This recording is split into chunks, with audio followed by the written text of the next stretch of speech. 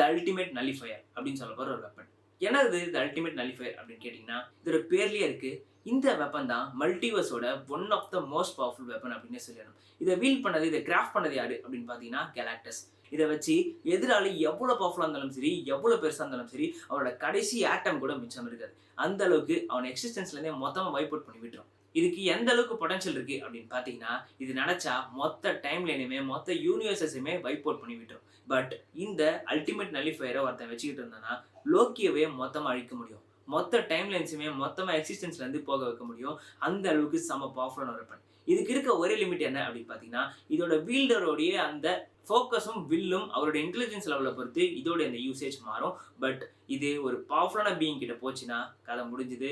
எக்ஸிஸ்டன்ஸ்லேருந்தே ஒரு யூனிவர்ஸை மொத்தமாக அழிச்சிடும். The famous Franklin Richards என்ன பண்ணியிருப்பார் அப்படின்னா, இந்த அல்டிமேட் நல்லிஃபயர் யூஸ் பண்ணி நம்ம கேலாக்டஸை ஒரு வாட்டி ரிப்பல் பண்ணிருப்பாரு. பட் அவரை கொண்டிருக்க மாட்டார்.